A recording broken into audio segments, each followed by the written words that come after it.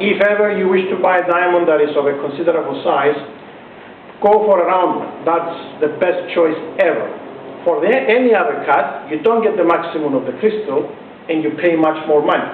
Obviously, with ladies, this is the standard. You know, ladies don't go for the common things, so sometimes they do want to pay more, but it doesn't mean it's worth the money you're spending. So, the other kind of choice you may have when you go to a jewelry shop and you're going to buy your 20th anniversary stone or on an important event, ask for the diamond not to be set. It's best if it's without a setting. So you can touch it, you can see, you can take the lens, you can play with it, you can see it in the daylight. You will be able to see more of this stone if it is not set. Because if it's set, the reality is the jeweler has the upper hand. He's there, he has the stone set, you don't see the stone, you only see the top. I'm not saying there are bad guys in this world, but chances are he has the upper hand, because if there is a fault on the diamond under the claws, you're not going to see it. And jewelers practice this. We all practice this. We cover the claws under the claws, so it's not visible. So I can tell you, Louise, this is perfect. How perfect? It has 8 claws holding it. So how do I know? So for considerable amount of money you're about to spend, go for a stone that is not set. Ask the jeweler, show me 3 or 4 stones. I want to see that. So in that respect, the moral story is you need to choose a loose diamond. You don't need to be in a rush. You don't need the ring today. So within a day or 2 you can have it. So go for a loose stone. And when we come to the major thing that most husbands want to hear, or yourselves, how much is this thing, you know?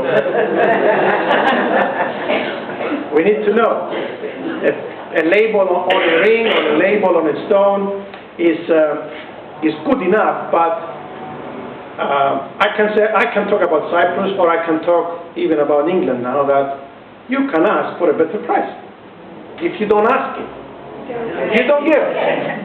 And chances are the person who is selling it to you will not be generous to say, I will knock off £100.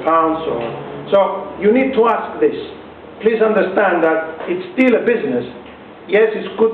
I can tell you about the theory of things, but everybody has bills to pay. It's like the club, any business. There are bills to pay, and the person behind the counter would like to sell you. So if a diamond has a price tag, ask for a better price. Let's call it, if a diamond is 5,000, ask for a better price.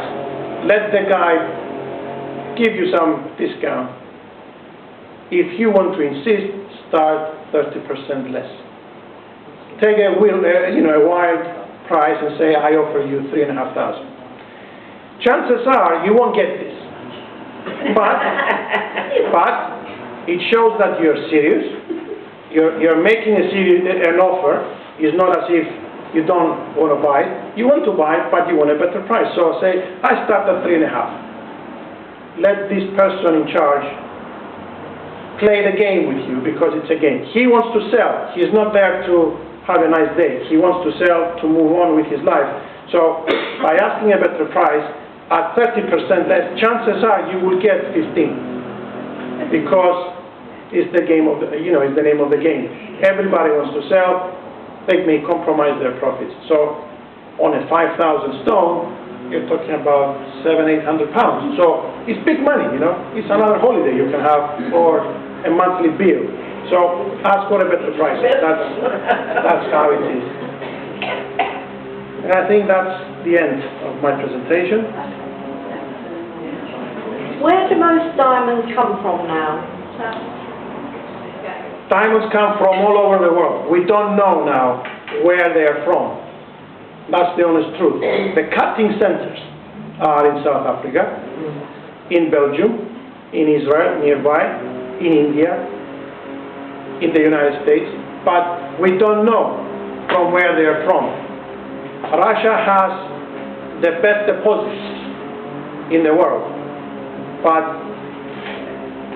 what we know is one thing. We know that De Beers, who is the company who is controlling the diamond industry, has